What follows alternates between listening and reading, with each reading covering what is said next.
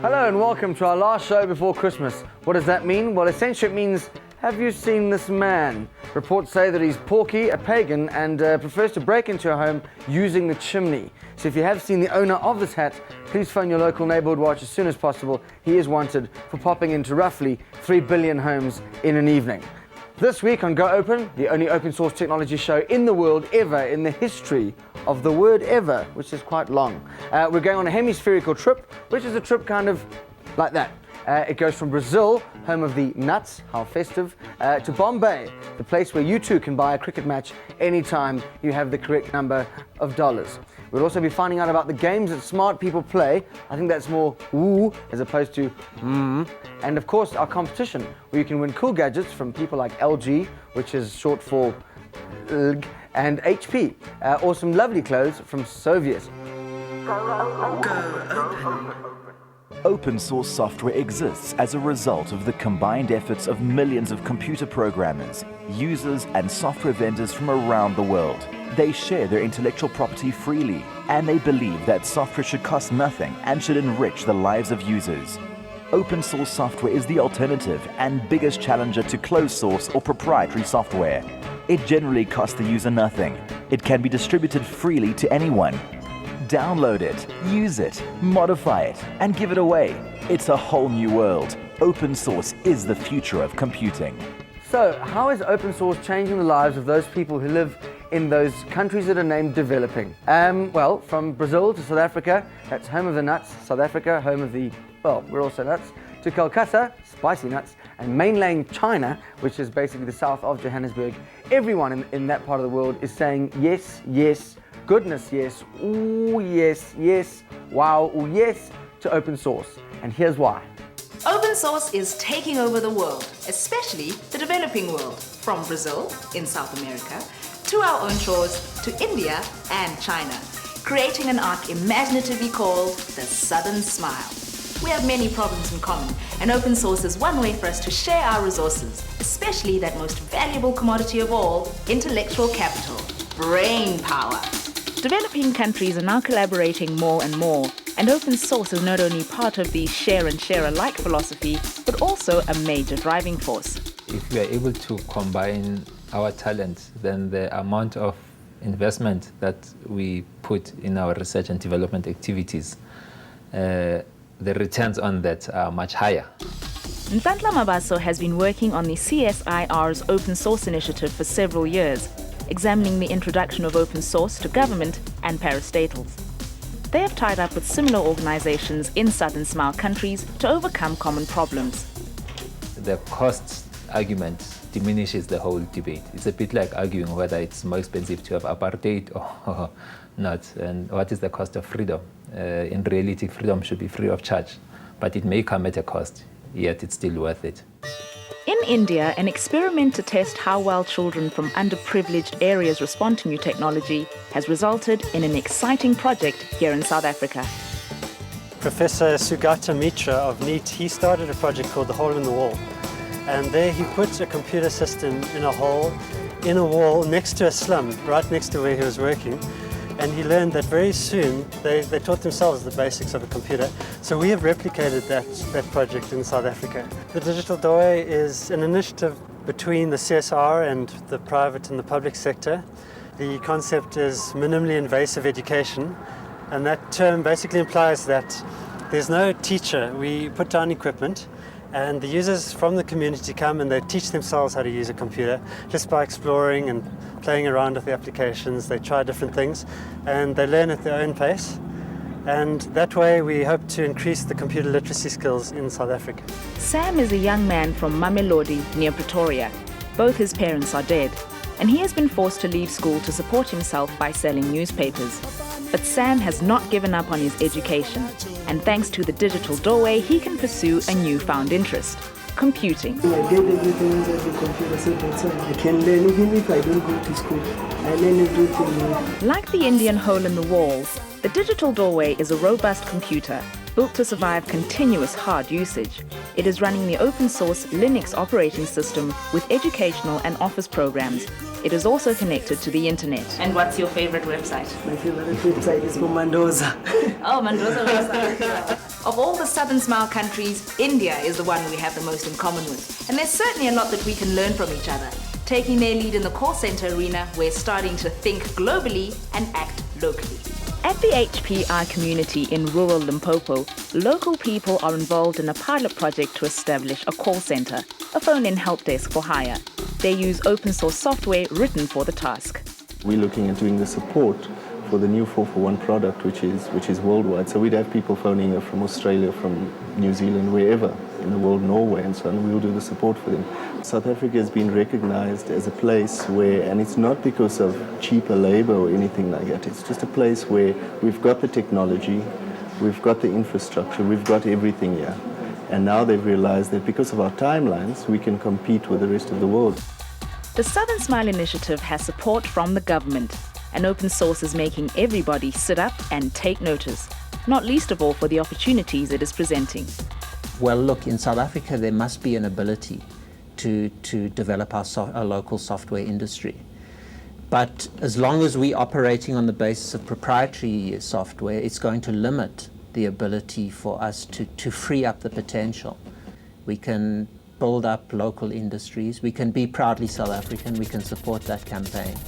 John Mad Dog Hall is our international guest. He's the Executive Director of Linux International, which promotes Linux internationally. Bit of a twist in the end there. Mark Chase hooked up with him via video conference. How technological.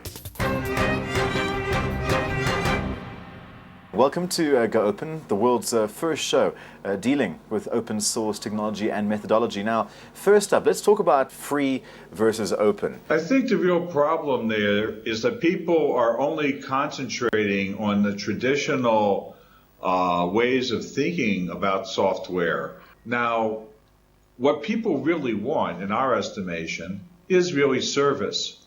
And that brings us back to having the bulk of software being able to be available over the net. And then you pay your money to have it tailored exactly to what your needs are. If you get software for free, then how does the development of that software get paid for? There are people who say, well, I'm a consultant or I'm working for a large company, and the fact that I write this free software gives me recognition inside of the programming community, and perhaps somebody will hire me to do a job. What are the hidden costs associated with proprietary software? What happens if a computer company goes out of business and it's that company's email system that you're using to run your government? Can you maintain that yourselves without the source code of that email system? And if people say that, well, that's why I pick a large company like Microsoft to be able to run my company or buy my software from, because they're a large company, well, then I can answer back and I can say Wang or Prime or Data General or Digital Equipment Corporation or Compaq, which were all large companies in their time, but which no longer exist. A lot of end users who haven't come across Linux or perhaps have heard about it, they don't really quite understand that it could be quite easy to use. How would you respond to that? Well, I would suggest that they simply take a little time out and try it. Either by perhaps coming to an event like Linux World and taking a look at it, or they could perhaps visit a university or ask for some consulting firm to come in and present them a presentation on what Linux is like. Today, Linux is shipping on about 1/3 of all the server systems that are shipping. Another third is proprietary and commercial Unix systems, and another third is Microsoft products of different types. Today it's used on most of the supercomputers which are being developed, and quite a few of them which are already in use. This coming December, there will be a supercomputer of 10,000 processors which will be using Linux to help predict the weather as part of NASA's ongoing studies. That will be the largest computer in the world. Thank you so much for joining us on the show. It's been really interesting, and good luck with your adventures. Coming up later, we bring you something really hot. It's some of the coolest open source websites around. So hot and cold. Ideally, it's your sort of perfect Sunday family lunch or something.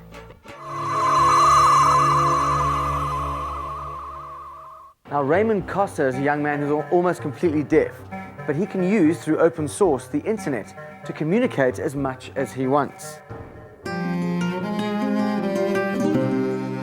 14-year-old Raymond Khosa lives in the small town of Mokopane in the Limpopo province. He was born a healthy, normal child. But as Raymond got older, he wasn't developing quite like other children. By the time he turned 10, his parents realized that something was seriously wrong. Raymond uthomile hearing problem. Raymond uthomile ka the year 2000.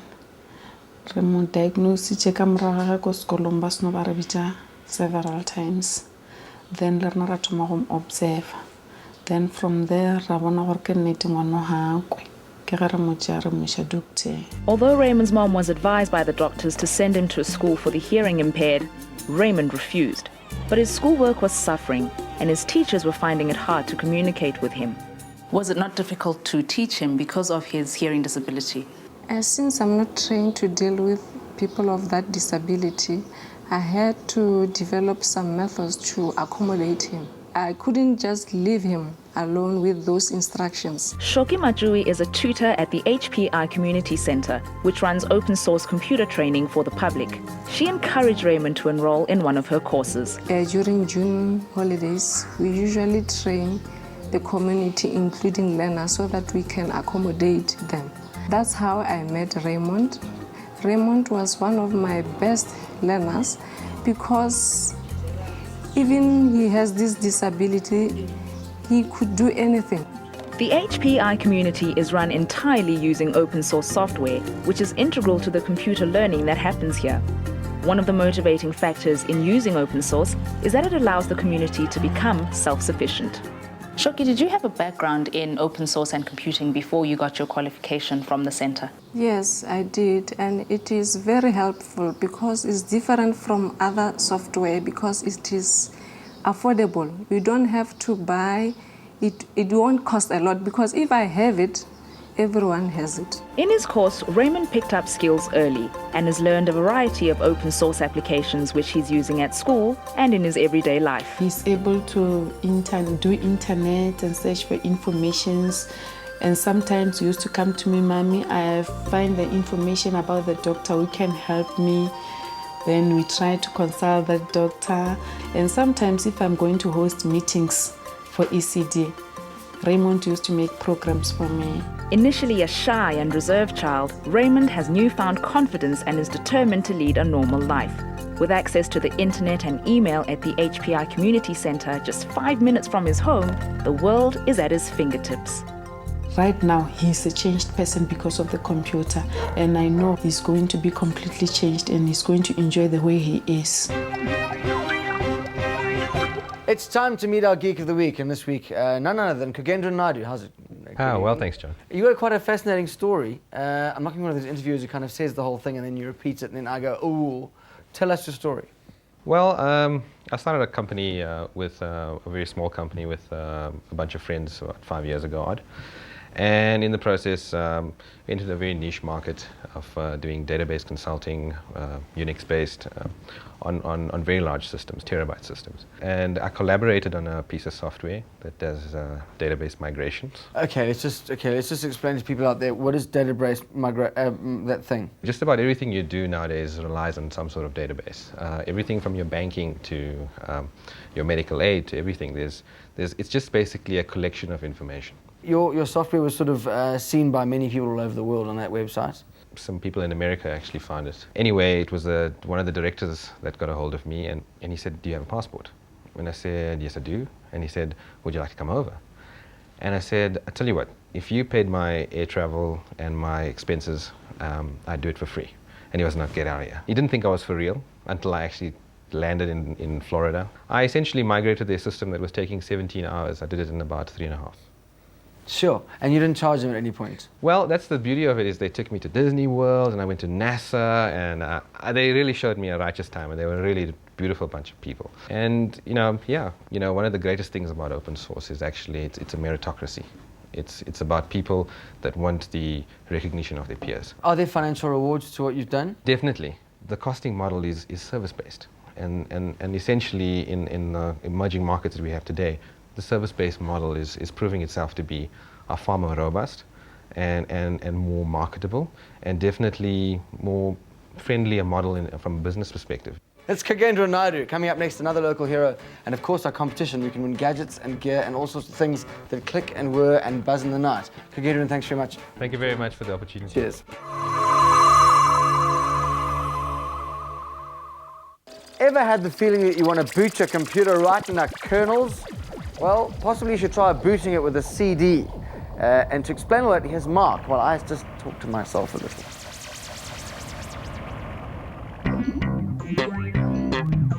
Today we're doing it live.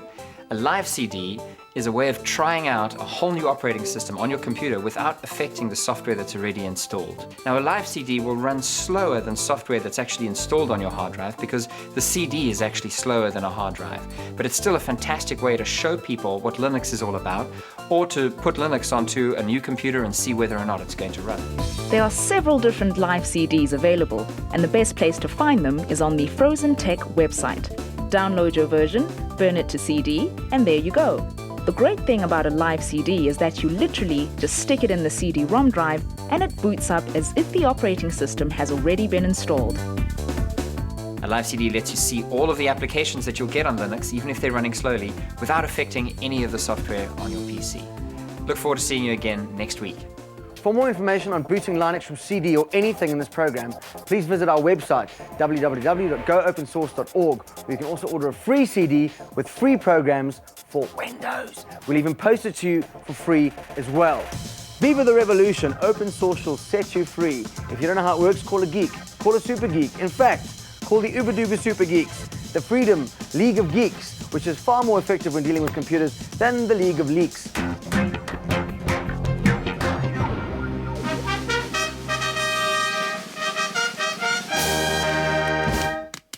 Sir! Reporting for duty, sir! At ease, soldier. What is the Geek Freedom League about, sir? Well, Rafugwe, the Geek Freedom League is about forming an army of geeks all across the country that help us in liberating computers from proprietary software. How do we liberate people's computers? See, most computers run proprietary software. It's not that people choose to install proprietary software, it's really that they aren't given a choice. It's all they're given when they buy their computer. So what we need is one computer, one Go Open CD, and one geek. The geek is going to take the software that's on this disk over here and install it on people's computers. Do I have to have a lot of technical knowledge about open source software in order to become a Freedom League geek? No, you don't. Installing software is really, really easy. First step is to log on to our website, goopensource.org/freedom, and register yourself as a geek. What incentives are there to become a geek? Once you've reached a count of 10, so you've installed 10 pieces of software on people's computers, you then get your geek kit. Your geek kit consists of this t-shirt, a geek bag, another 20 CDs so that you can install open source software on 20 more computers. You get this Freedom League cap, and you also get this Geek Freedom League lanyard. The holder of this card is bound by their conscience to promote and install open source software. Raphael, we're making you an honorary geek. I am honored to serve the League. Let's go install some software.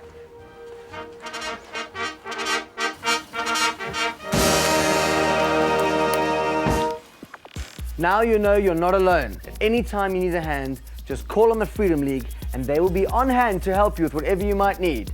Because it's a weird, wild, wonderful, worldwide web, and this week we're going to look at 3 open source projects that you can access by simply using the internet.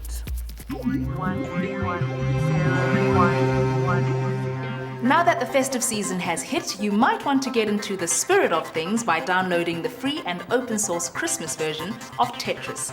Get it from www.steinsoft.net and look for it in the projects folder under Games. It's the same Tetris you know and love, but themed and packaged with a corny song that's guaranteed to drive you insane. Now, if you want to regain your composure and get a sense of peace and harmony, be sure to surf to www.csszengarden.com. While the site might look and feel good, there's a whole lot more to it than meets the eye.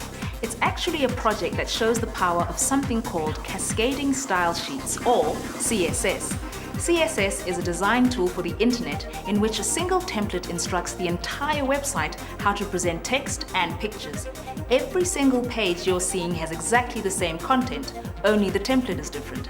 And the magic of cascading style sheets is that you can literally change the design of an entire website by making a single change in your template. Which leads us straight into the arms of the international Linux community at www.linuxgazette.com.